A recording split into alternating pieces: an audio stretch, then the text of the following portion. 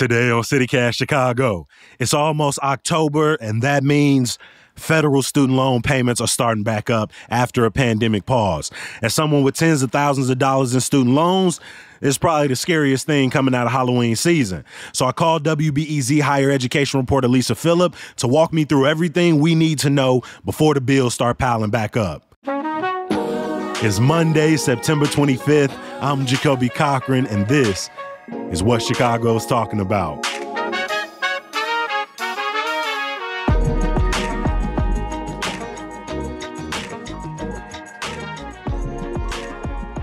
Lisa, I needed you to come and help me deal with this, both like practically, but also in some ways emotionally. I know that's probably completely outside of your wheelhouse, but I need this today. So welcome back to CityCast. Thanks for having me. I'm getting more practice, like providing the emotional support around this. So it's better than like being the bearer of bad news. So I'll take it.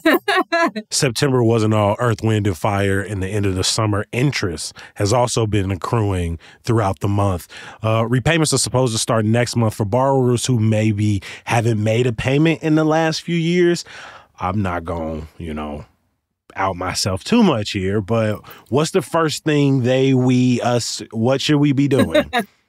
My recommendation, and what I've heard from a lot of people, advocates who are trying to help student borrowers get set up again, is first thing you want to do is head to studentaid.gov and figure out who your servicer is, because a few of the servicers who were managing people's debt before the pandemic have since ended their contracts with the education department. So like almost half of borrowers are going to be dealing with new servicers. As soon as you go to the website, it's get ready for student loan repayments, restarting payments, make payments for the first time. They already know what people are coming for. So as soon as you get there, it's ready to bring you right into the repayment process. Exactly. They're ready to just suck you back in. And but the thing is, I've heard from a lot of folks that are actually pretty happy with a lot of the changes that the ed department has made in their website and also in the requirements of their servicers' websites. So now, there's a loan simulator that you can check out on studentaid.gov that allows you to kind of figure out what is the best option for you. Is the save plan the best option for you? Is there some other sort of repayment plan? And depending on what your financial goals are. So I would definitely take advantage of that. But yeah, like I said, make sure you know who your servicer is, because there are scammers out there who can send you, false information. I get so many student loan scam texts, scam calls. Hey, Jacoby, we just want to help you make sure that you're getting the right student loan repayment information. What are you doing right now? What's your social security? Whoa, bro, I'm in the bathroom. Relax. Who are? Get off my Get out of here. Yeah, get out of my life. Get out of my bathroom. Yeah, so you definitely want to be certain you have the rights, because you might not have never heard of this company before, right? So make sure it's legit. Make sure your contact information is all up to date, so you're getting all of the communication you need. Apply for stuff. There are forms of relief. Nothing's perfect, but there are repayment plans that can bring your payments down. And while you won't necessarily get cancellation right away, it could put you on a path towards cancellation. And I would say try to, what I've been seeing in the past few days or hearing from people is that because so many people are starting up repayments, these servicers are super overloaded. So as much information you can get online from studentaid.gov and your servicer website, I would do that, because phone lines are just hopping with people. Last time we talked, the bad news was that the Supreme Court had just blocked the Biden administration's student loan forgiveness plan. What's happened since that crushing blow was delivered? Yeah. So obviously a lot of disappointment from here in Illinois, 1.5 million people had applied for that, and now they're not getting it, right? But the thing is, the Biden administration and the Department of Education have kind of been rolling out these other forms of relief that sound sort of piecemeal and they won't make a big difference, but it seems like they actually are so far. One of these was the cancellation of a bunch of people's balances. Here in Illinois, 28,000 people found out that their balances were being canceled because they had made enough progress under federal income-driven repayment plans to have their loan balances canceled, but servicers had lost track of these payments. So, basically the education department came in and was like, we need to review these accounts and people need to have these balances. And that totaled to more than $1 billion just in Illinois. Oh, wow. Of cancellation. Yeah, that's a big number for 28,000 people, like I said. And then there's also this new income-driven repayment program called the SAVE plan that is also going to have a potentially huge impact on just lowering people's payments and then zeroing out more people's payments so that, if their income's too low. So if we're thinking about the first few months of these repayments, do you have any projections, like a dollar amount, on how big this will be for Illinois borrowers? Yeah, that's such a good question. And I wish I had a specific number of how much money is going to be basically reallocated to these payments, right? I do know that on average, Illinois borrowers, student loan borrowers, owe about $37,000, and that's high. That's in the top 10 for in the country for state average student debt. It's amounts over $60 billion.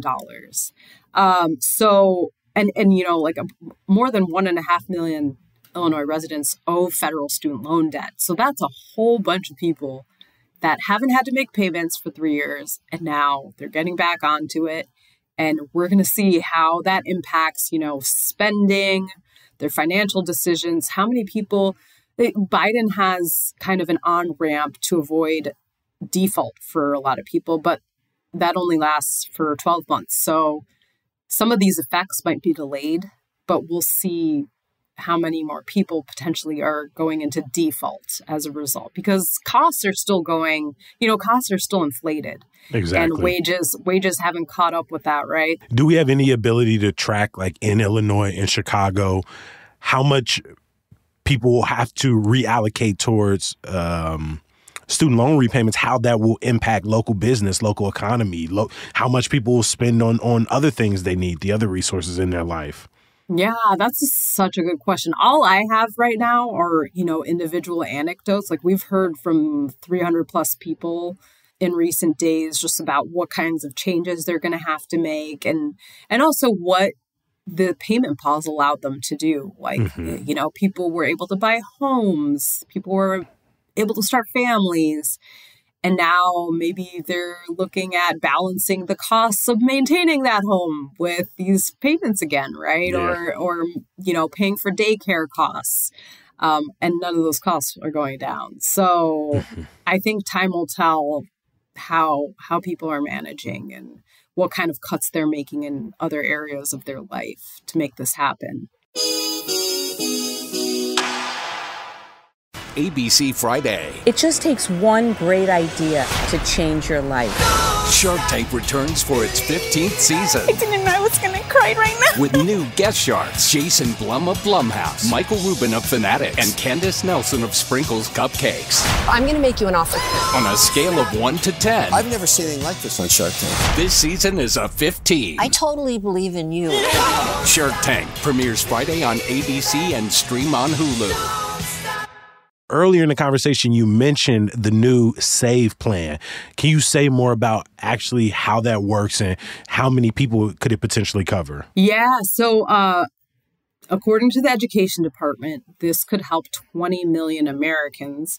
It basically raises the amount of income that's exempt from payments. Mm-hmm. So right now, your discretionary income, which is used to calculate how much your payments are under, income-driven repayment plans, is 150% of the federal poverty line.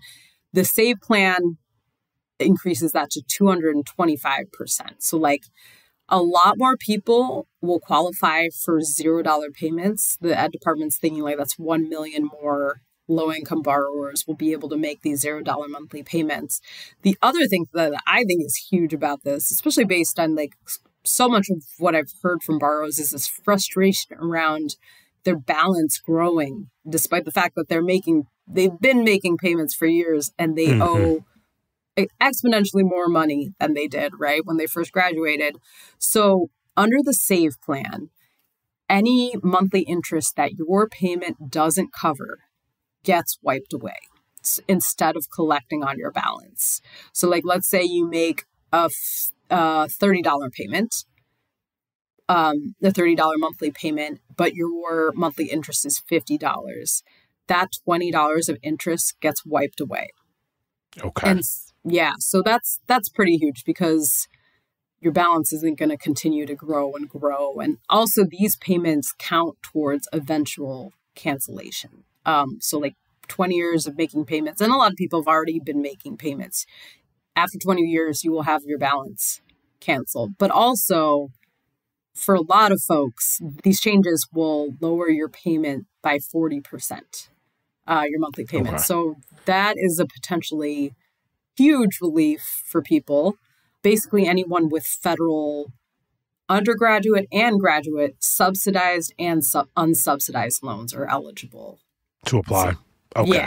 Yeah. Is having a $0 payment the same as not having to pay your loans back? No, unfortunately not. Your interest doesn't grow, right, under the SAVE plan if from month to month, if you're not covering it. However, your balance doesn't go away. It's still there, right? And like if your income increases to a point where you can make payments again before you're eligible for cancellation, you're going to have to make payments. So, but during that $0 payment, you're not. That is counting towards an eventual cancellation. But if on the route towards that long 20-year journey, your income increases to the point where you have to start making higher and higher repayments, you'd have to do that in order to keep the train chugging along. Exactly. You got that exactly right. We got a question from a listener, Jen in Bridgeport, who wanted to know, if you have a $0 monthly payment through the SAVE program, do you still accrue interest if you're not making a payment? I love this question. It's such a good one. I can't believe I haven't heard it before. From my understanding of this change, if you're making a $0 monthly payment, you're obviously not covering your monthly interest rate. And from my understanding, that does get wiped away and it does not accrue and collect and make your balance grow. But I would like a firmer answer from the education department about that because some of the language around it is a little vague at right now. So as we understand it, let's use that $50 again. And even if that's not your principal, say that's your interest. If you have, if you're making $0 payments, that interest is getting wiped away monthly, but the principal stays the same. If your income increases to the point where you have to make $30 payments, you make the 30, it goes against your interest and they wipe out the rest, but not towards your principal. And then if that process continues for 10, 20 years based on your repayment plan, the principal could get wiped out even if you were never able to get to a point where you would start paying that down. That's right. That's exactly right. Okay. Yeah. Right. And then here's the other thing. So there are some more changes that the department is rolling out in the next year. And I believe one of them that's been proposed is that people with federal student loan balances under $12,000 will have their remaining balances canceled after 10 years instead of 20 years. So that's if you're in that boat. I'm on a 20-year. I'm on a 20-year. You're on a 20. Yeah. On a different timeline. That's rough. It is. I mean, yeah. And if you're working, so we talked a lot about the SAVE program. Let's say you got a $0 payment, but you're also working on another loan forgiveness path, like the public service loan forgiveness plan. Do those $0 payments still count towards the payment you have to make to meet the requirements for that particular plan? Yes. As I understand it, your $0 payments will still qualify for that, for the payment count towards public service loan forgiveness as well. As long as you're fulfilling those employment requirements, you're working for a nonprofit or a government agency, you should be on track. So if you're eligible, you can essentially bundle different forms of loan forgiveness and income-driven plans and the like. Yeah, especially the public service loan forgiveness with an income-driven repayment plan. Okay. That's a combo people often see themselves with. All right. How do you see the future of the broader student loan relief discussion as payments pick back up? You know, I see that I think I've seen in the past decade that we've gone from a conversation about student debt that is mostly about the individual, right? And like and I've talked to so many borrowers who felt this way. Like 10 years ago, they wouldn't even talk to people about their student debt because it was a source of shame and guilt. And it's like, this is on me. I knew what I was doing. Right. Between the romanticization and almost default way we talk about college, yes, it was very much made to feel like you knew what you were signing up for. This is what you got yourself into. This was the price of sort of getting into, the school of your choice or the school available to you. Yeah, exactly. And a lot of people talk about, their parents told them or their community told them this is good debt, right? Like you get this debt, you'll be able to make a higher wage and pay this off. But that clearly hasn't been the case for a lot of people. So I think there's more awareness that the system is broken or at least more momentum around that idea and a broader questioning of not just, I think a lot of people are questioning the value of higher education, which then I've heard a lot of people come back and say, the value is still there. The research shows that a college degree does bring certain benefits, like more civic engagement and a higher wage. The issue is when you're asking an 18-year-old to take on sometimes $100,000 of debt, to have this opportunity, is that a fair thing to ask? And will the life that they get out of putting themselves into that much debt support being able to pay it back? Is that a reasonable request, right? And so many jobs require a college degree, right? Like, and if we're not offering real access to that, how are we going to move forward? I mean, it's still the primary way young people now are paying for college. They're watching this bubble happen right in front of them. When you talk to young people entering into college, do they feel like they're being set up for failure on the other end of this? Like they're almost guaranteed thousands of dollars of debt? Yeah, I think, like you said, that's still what you do, right? Like you take out debt. And I think there is probably, this is, again, purely based on conversations with kind of people more like closer to my age, right? Who like graduated in the 90s and early 2000s, where you were just kind of if you had a college going like community, you were just expected to do that, right? You were just expected to take out debt. And I see younger people questioning more so whether that's a good idea. Yeah. Probably just because it's more talked about. So yeah, I don't know what the answer is. And I think people are going to look at other options like community college and trade school. And the other thing I hear people saying is like, I wish I had, why was I so hell-bent on going to this, like my dream school, my private school? Why didn't I go to my state school? And I think that's a valid question. But the thing is, too, like public universities, it's not like they're, especially in Illinois, it's not like they're super cheap. So I think these are all things that are wrapped up in this conversation, right? Like affordability. And if this is something we value, how do we change this so that it's a viable option, not just for the wealthy? Yeah. I mean, if you would have set me down now at this point, 14 years ago, and I knew the conversation I'd be having at this point, tens of thousands of dollars in debt. I mean, I might not only have chosen a different major than philosophy, but I might have given a lot more scrutiny and attention to what I was signing up for. I just put a lot of signatures on a lot of pages, and a lot of guidance counselors, parents, and mentors told me that was the way to do it. Well, we're here. Lisa, I appreciate you for coming in, holding our hands, giving us this information, pointing us in the right direction. Oh my God, I don't even know how to move forward. I'm so heartbroken at the end of this conversation. These numbers are so huge and so overwhelming. I'm sorry to be. I loved having this conversation with you, but I'm sorry to be walking you through a process that is so painful. And yeah, that's all I can say. I hope that things go well for you in the. That doesn't seem like the appropriate. I hope I can keep my head above water too, my friend. Yes, I hope you can keep your head above water and that it's as painless as possible. Hey, I know all of our CityCast listeners will appreciate this. Lisa Phillip is a higher education reporter with WBEZ. Have a great rest of your day, Lisa. You too. Have a good one.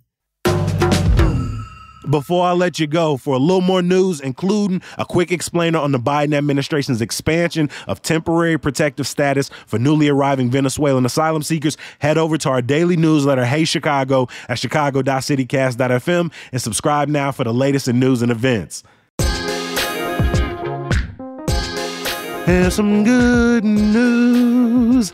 The 6th annual Destinos Theater Festival begins this week at theaters across the city. In honor of Hispanic and Latinx Heritage Month, you can catch 17 productions over the next couple of months. I'm excited for Lucha Teod opening at the Goodman in the Loop this Friday. They put a whole wrestling ring in that joint. For a full lineup, check the show notes and get your tickets now. For the next few days, we are bringing you a fall getaway guide to help you make the best of autumn in the Midwest. Tomorrow, we've got road trips in every direction, so don't miss it. I'll talk to you then. Peace.